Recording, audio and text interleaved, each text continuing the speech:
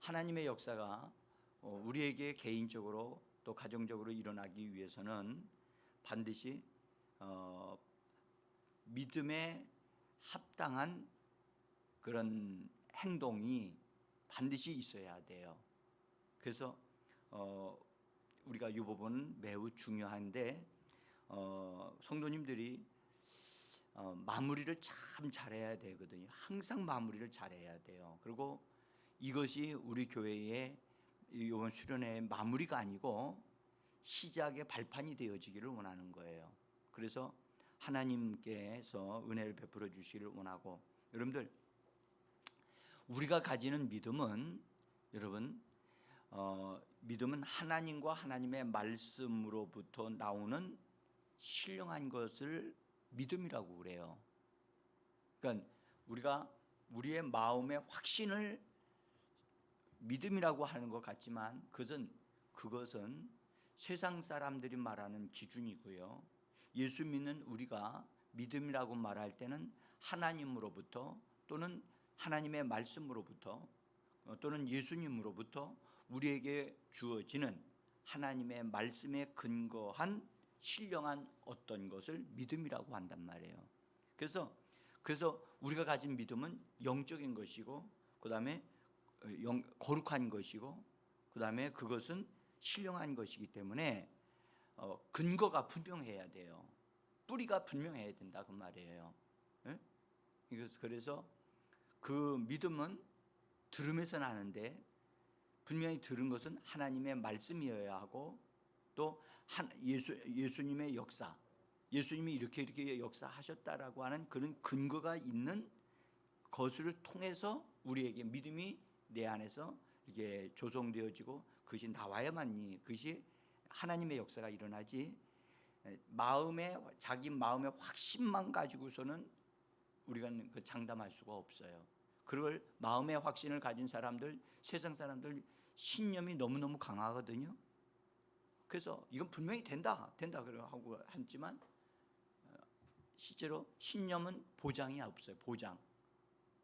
자기가 그것에 대한 경험이나 체험을 통해서 어떤 논리적인 지식을 통해서 어떤 믿음을 가질 수는 있어요. 그러나 그것은 부도가 날 가능성이 너무 많아요. 세상의 신념은. 그래서 우리는 신념을 강조하는 사람이 아니고 하나님으로부터 흘러나오는 그 말씀을 통하여 우리에게 주어지는 신령한 믿음을 의미합니다. 그래서 이 믿음은 우리가 가지게 되어지면 반드시 우리에게 유익을 창출해요. 유익. 우리 자신도 유익하고 다른 사람에게도 유익해요. 그래서 믿음을 가진 사람은 믿음의 역사가 일어나게 되어지면 자기도 유익하고 다른 사람에게도 유익을 끼치기 때문에 덕이 되고 축복이 돼요. 그런데 만약에 신념의 역사가 일어나게 되어지면, 그것도 간혹 역사가 일어나긴 나거든요. 신념도. 그런데 이것은 자기에게는 유익하고 자기에게는 굉장히 힘이 되어지지만 다른 사람에게는 손해가 일어나는 일이 일어날 수 있어요. 그게 다른 거예요. 자, 그리고 제가 지난번에 기도원 가기 전에 그래서 믿는 것에 대한 얘기도 말씀드렸고, 또 믿음이 아닌 것에 대한 얘기도 말씀을 드렸지요. 믿음이 아닌 것, 여러분들 믿는 것을 정확하게 하려면 믿음이 아닌 것을 딱 이렇게 정리를 하면 믿음이 뭔가를 알 수가 있듯이요.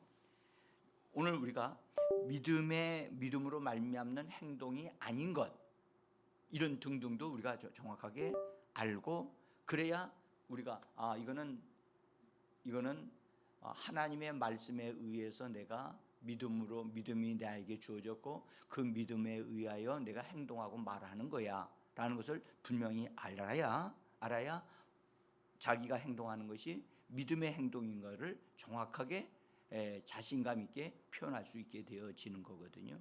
그래서 그런 부분을 좀 말씀을 드리려고 합니다. 믿음으로 행하는 것에 대해서 대충 알거나 오해를 하면 안 됩니다. 야고보는 분명히 행함이 없는 믿음은 죽은 것이라고 분명히 말씀하셨어요. 맞습니다. 근데 이 말씀은 행함이 없는 믿음은 이런 말씀에 대한 것은 일단 야고보서 2장에서 야고보가 이야기하는 말씀을 이렇게 말하려고 하는 그 말씀의 문맥, 흐름에서 정확하게 먼저 이해가 되어져야 돼요. 그래서 이 말씀은 왜 여기서 행함이 없는 믿음은 어떤 것을 의미해서 말씀하고 있는 것인가를 먼저 잘 정확하게 일단 우리가 문장 속에서 문맥 흐름 속에서 이해를 해야 돼요. 이해를 해야 그것을 바르게 사용할 수 있는데, 요 행함이 없는 믿음은 죽은 것이다, 요 문장만 쏙 뽑아가지고, 너무 좋은 말이거든요. 싹 뽑아가지고 모든 믿음에다 다 적용을 하게 되어지면 다른 믿음의 역사가, 믿음에 대해서는 이 잘못 사용되어지는 것들이 나올 수가 있는 거예요. 그래서 잘못 적용하게 되어지면 결과는 잘못된 게 나옵니다. 그렇죠? 뭐든지 이해를 잘 해놓고 이거면 될 것 같아 하고 잘못 사용하게 되어지면 결과는 잘못된 것이 나온단 말이에요. 그래서 우리는 본문에 있는 야고보서가 말씀하고 있는 이 말씀을 잘 먼저 이해를 해야만 합니다. 믿음은 행함으로 표현되어짐이 분명합니다. 분명히 그건 맞습니다. 그것은 합당한 것입니다. 근데 자기 믿음의 이상으로 행동하면 문제가 생기는 거예요. 내가 믿음이 있다라고 생각을 하고 그 믿음이 어떤 문제를 해결할 수 있는 어떤 그런 믿음이 되어져야 되는데, 아직 그 수준에 이르지를 못한 상태에서 믿음이 적은 믿음을 가지고 있다고 한다면, 적은 믿음을 계속 작동을 시켜도 그 문제는 꿈쩍을 안 해요. 네? 그런데 그 문제를 자기 수준에 분명히 나 믿음이 있어, 믿음이 있는데 이 믿음을 사용해서 내가 나에게 있는 이 문제를 해결하겠다고 계속 그 뭔가를 시도한단 말이에요. 근데 역사는 안 일어나. 그러면 나중에 이제 본인이 이상하다, 내가 분명히 믿음의 기도를 하고 믿음으로 행동을 했는데 왜 이 문제가 안 풀어지지? 라고 해서 자기 스스로 자기가 행동한 것에 대해서 이해가 안 되니까 당황하게 되어진단 말이에요. 그래서 우리는요, 분명한 것은 믿음이 말씀을 통해서 난 받았고 말씀이 나의 근거라는 것을 알았어요. 알았음에도 불구하고 자기가 해결할 수 있는 그 문제를 해결할 수 있는 믿음의 사이즈가 돼야 되거든요. 믿음이 뭔가를 왜 이렇게 지렛대라고 하는 게 있죠, 지렛대. 그러면 지렛대를 딱 해가지고 내가 누르면 지렛대를 이렇게 딱 받쳐가지고 누르면 돌이 위로 올라갈 수 있잖아요. 밑에 위에서 힘만 딱 주면 뚝 올라가잖아요. 그죠? 근데 내가 그것을 이렇게 움직일 수 있는 내 믿음이 있어야 그 문제가 딱 건드리면 움직이고 그것이 해결될 수 있거든요. 근데 내 믿음의 힘이 아주 너무 미약한 거야. 그러면 그 문제는, 그 돌은 큰데 지렛대를 놓긴 놨는데 갖다 누르는데 이거 꿈쩍을 안 하는 거야. 몇 번을 움직이는 것 같은데 해결될 것 같은데 아무리 이게 해도 이게 해결이 되지 않나. 그 왜 그러냐? 믿음의 힘이 약하니까 그런 거예요. 믿음이 없는 것도 아니야. 있긴 있어. 있는데 믿음의 분량이 적은 거예요. 적은 상태에서 큰 문제를 해결하려고 하니까 자기가 다운이 되어지는 거예요. 그렇게 되어지면 시도하면 안 돼요. 아직 시도할 때가 아닌 거예요. 그래서 이런 부분들을 우리가 잘 이게 깨닫는 것이 참 중요합니다. 그래서 잘못 행동하게 되어지면 행동을 안 한 것보다 못하는 경우가 생긴다고. 그래서 그렇게 행동하게 되어지면 어리석은 행동이 되어져요. 응? 그래서 우리는 이 믿음의 원리를 좀 알아야 되고, 그 다음에 고백하면서 되어지는 이 고백의 원리를 좀 잘 알아야만 우리의 삶에 믿음을 바르게 적용하고 그 믿음의 사용을 통해서 합당한 것을 얻을 수가 있어요. 응? 자, 그래서 우리가 믿음이 없으면서도 믿음이 있는 것처럼 행동하는 것은 그것은 두 번 죽이는 거예요. 응? 믿음이 있는지 없는지 그걸 분명하게 확신을 하게 점검을 해야 될 필요가 있어요. 응?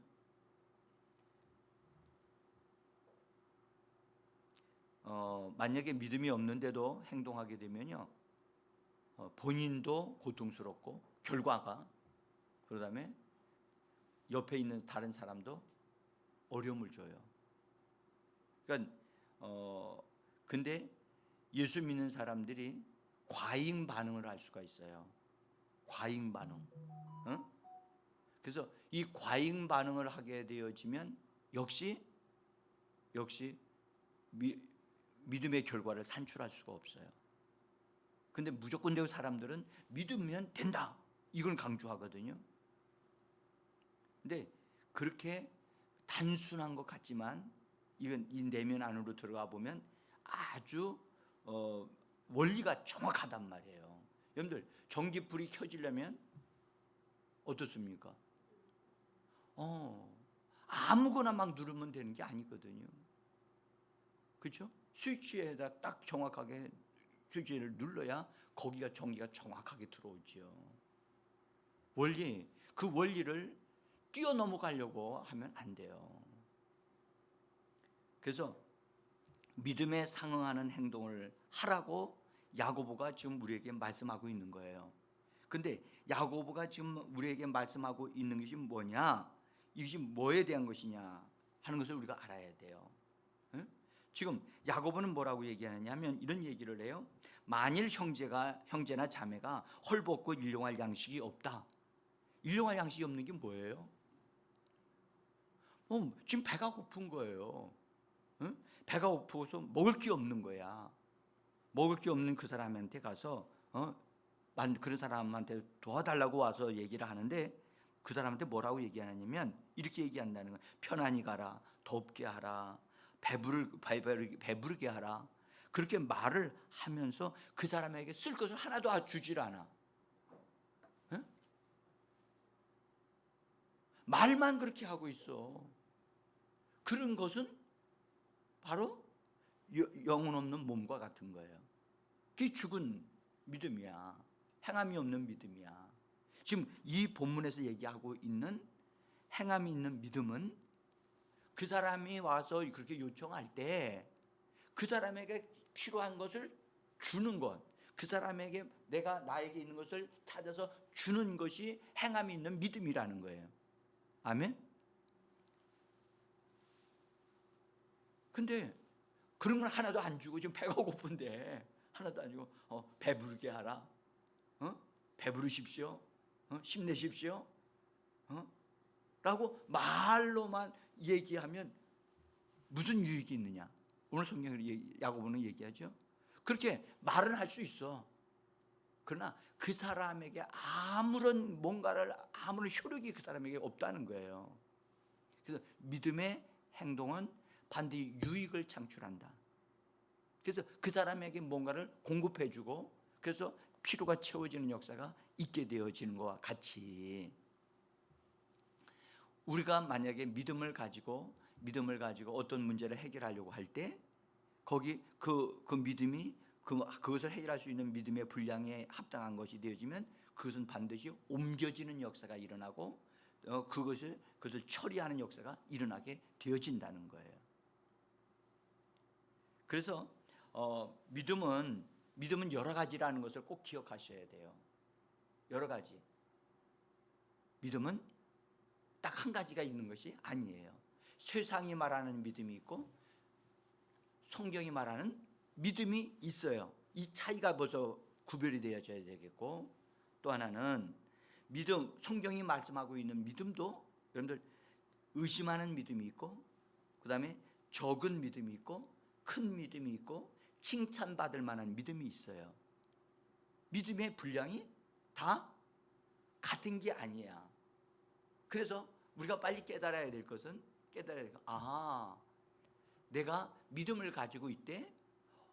내가 가지고 있는 믿음이 어떤 문제도 다 해결할 수 있는 수준에 이르는 믿음으로 내 믿음이 성장되어 있는 상태면 어떤 것도 다 해결할 수 있는 거예요.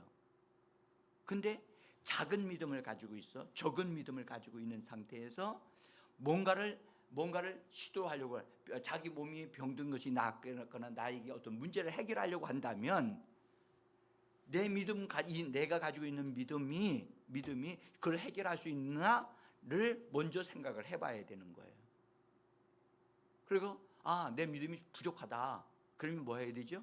믿음이 증가되게 해야 돼. 믿음을 증가시키는 것부터 시작을 해야 되는데, 그냥 문제 해결을 하는 것만 갖다 놓고 하면 뭐가 되느냐?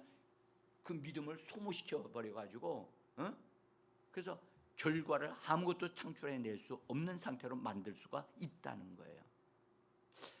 오늘 이 말씀을 잘 이해를 하셔야 되는데, 그래서 지금 첫 단추 제가 이번 주에 시작하면서 이 말씀을 드리는 것입니다. 믿음은 반드시 믿음을 행동하고 믿음을 표현하기 전에 그렇게 말을 하면서도 내 믿음이 분량이 지금 어떤 상태인가를 점검하라는 거예요.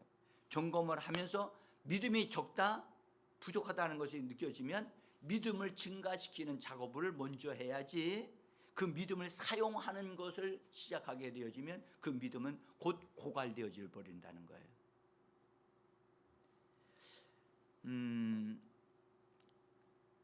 여러분들 몸의 질병 치유받는 일에도 여러분들 이걸 적용해야 되는데, 여러분 우리가 성경을 보고 배우고, 그래서 어떤 말씀을 배우는 거 가지고는 믿음이 내가 이제 배웠으니까 난 믿음이 있어 라고 말하면 안 돼요. 그것은 믿음을 가진 게 아니에요. 믿음에 대한 지식을 가졌을 뿐이지 믿음을 가진 게 아니에요. 여러분, 우리는 믿음의 지식도 있어야 되지만 믿음을 가져야 돼요. 아멘. 우리에게 유익을 주는 것은 믿음의 지식이 아니고, 믿음의 지식도 유익을 주지만 믿음이 우리에게 유익을 만들어 내는 거예요. 문제를 해결하는 거예요. 그러니까 믿음이 내 안에서 자라도록 하는 일을 분명하게 하셔야만 돼요. 그러면 믿음이 자라게 하려면 뭐 해야 되죠? 하나님의 말씀을 고백하고 들어야 돼요. 하나님의 말씀을 고백하고 들어야 돼요. 근데 내가 지금 만약에 여러분 병을 치료받겠다고 하는 것에 대한 믿음이 필요하다라고 하는데, 내가 병에 낫는 것이 아니라 물질, 재물에 대한 문제 해결하는 말씀을 내가 가지고 있어요. 그 말씀을 가지고 있는데 그것을 병을 낫게 하는 데다가 사용하게 되어지면 문제가 해결될까요? 안 될까요? 그렇죠. 안 돼요.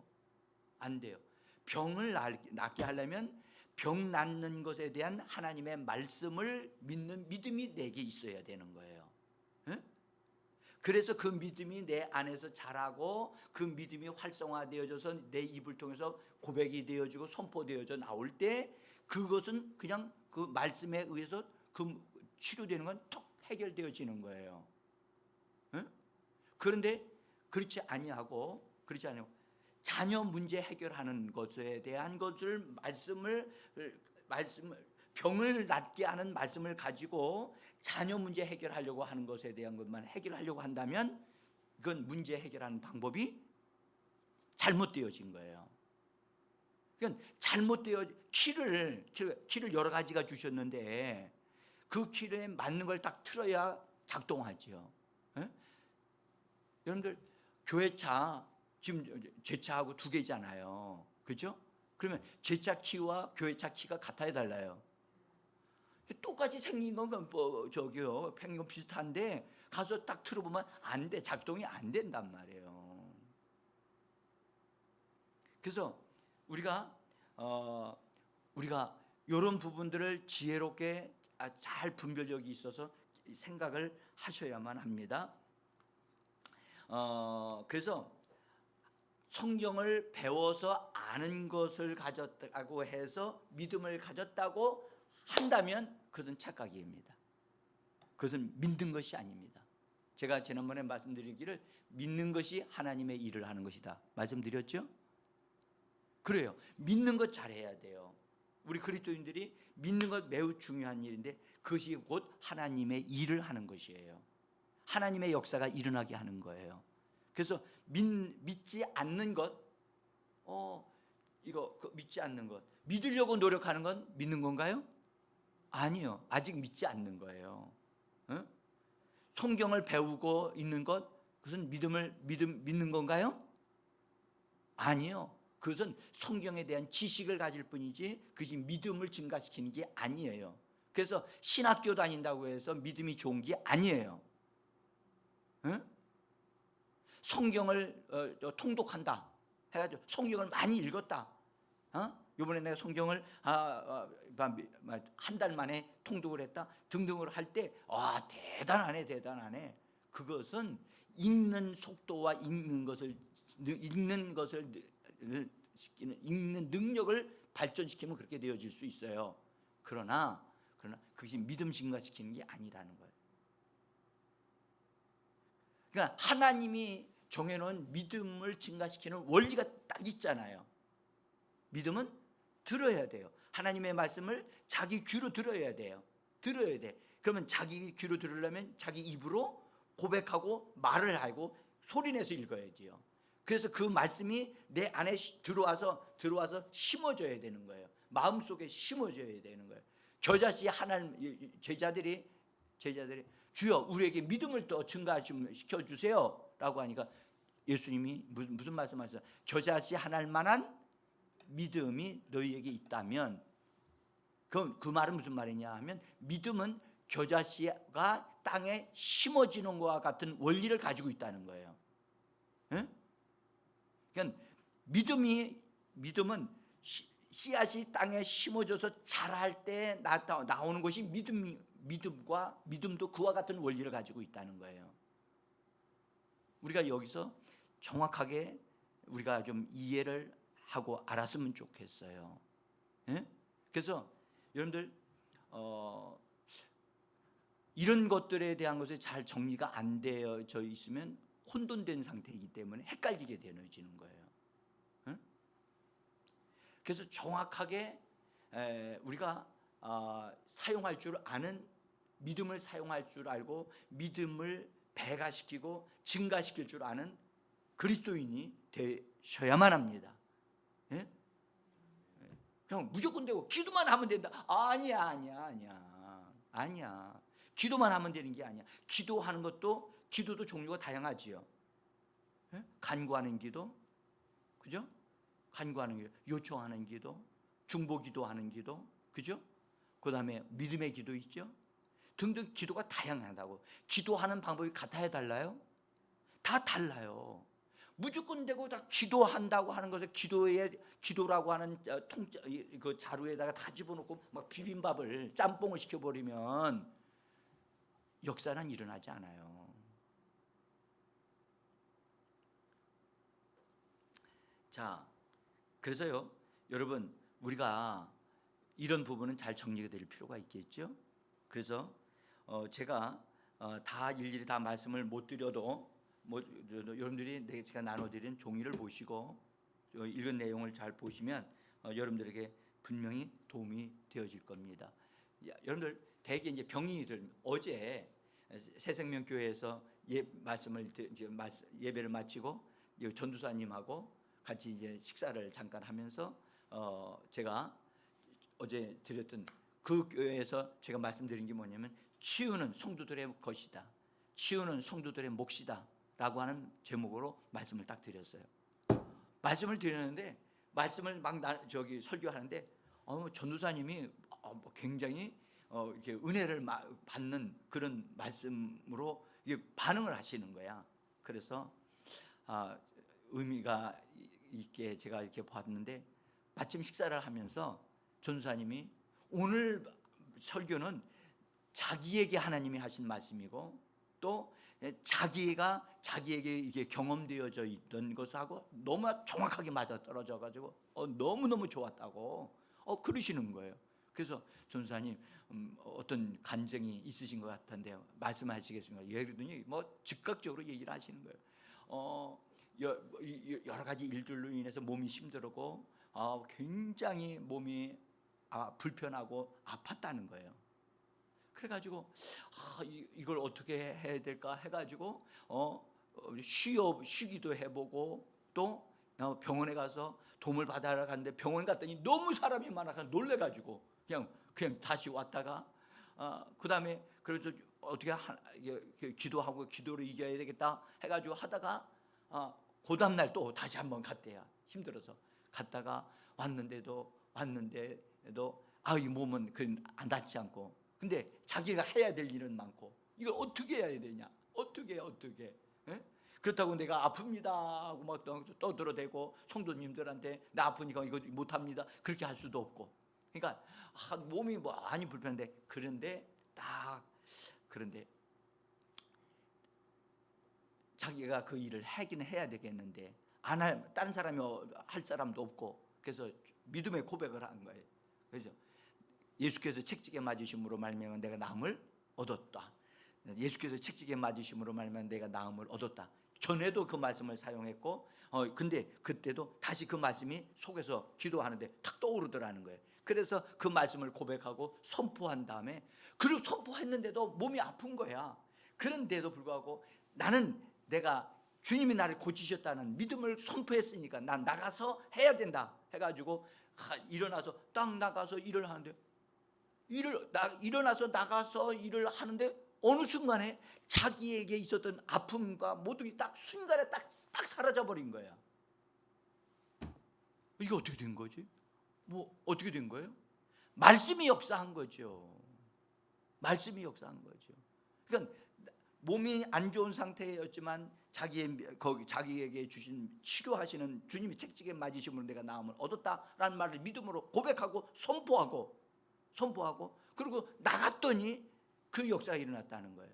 그것은 믿음의 원리에 딱 맞아 떨어진 거예요. 그게 하나님의 역사거든요. 그래서 우리가 분명히 알아야 하는 것은 하나님이 우리에게 주신 그 말씀을, 전도사님이 그 말씀을 가지고 있었고 그 말씀에 대한 믿음이 이렇게 있었던 거죠. 그런데 그때 다시 성령이 그 말씀을 그에게 생각나게 하셔서 그 말씀을 고백하게 하고 선포하게 하면서 믿음으로 나갔더니 그 말씀이 작동되어져서 그 몸 안에서 역사해요. 몸에 있는 모든 아픔과 고통을 다 순간에 다 싹 사라져 버리게 한 거예요. 그래서 말씀을 일하게 하는 자, 말씀과 함께 일하는 자가 되어지는 것이 그렇게 중요한 겁니다. 자, 제가 더 많은 말씀을 드릴 수가 없어요. 이제 기도해야 되니까. 여러분들, 우리는 말씀으로 사는 자예요. 할렐루야. 여러분들, 말씀을 가지고 아침에 새벽에 기도할 때, 방언으로 기도할 때, 또는 하나님이 내 안에서 말씀을 딱 줄 때 그 말씀을 믿음으로 이미 우리는 받아가지고 있는 사람들일 수도 있어요. 아니면 내 안에 심어야 된다면 그 말씀을 다시 심으시기를 바라고, 제가 하나님으로부터 원리를 깨달은 것이 이 말씀이에요. 그래서 하나님의 말씀이 내 안에 풍성히 거해야 돼요. 그래서 풍성히 거해서 그 말씀을 항상 사용하고 말할 수 있고, 그래서 그 말씀대로 중얼거리고. 여러분들, 기도는 여러 가지를 많이 하나님 앞에 요청할 수 있지만, 여러분들, 그렇게 하는 것보다 말씀을 고백하게 되어지면, 어떤 것을 고백하게 되면 그 말씀들이 나가서 그 문제들을 탁탁탁탁 정리해요. 그래서 말씀을 일하시게 하는 자들이 되셔야 돼요. 응? 그래서 문제를 해결하려고 하지 말고 말씀을 고백하는 시간, 아침 시간에, 형들 아침 시간에 얼마나 좋은지 모르겠어요. 그래서 저는 아침에 기도하는 시간하고 말씀을 묵상하고 말씀을 고백하는 시간하고 이 균형이 잡혀져 있어요. 그러면 나는 기도 먼저 안 해요. 말씀을 고백하는 것을 먼저 해요. 말씀을 풍성하게 고백하다 보면 기도하는 것, 이거 말씀에 이거 처리하셨어. 이 말씀대로 됐어. 그래도 기도할 거리가 불과 몇 개 안 돼요. 응? 기도거리를 많이 가지고 있는 것이 좋은 건 아니에요. 나는 여러분들이 분명하게 오늘도 말씀과 함께 일하시는 이 시간 되어지기를 간절히 원합니다.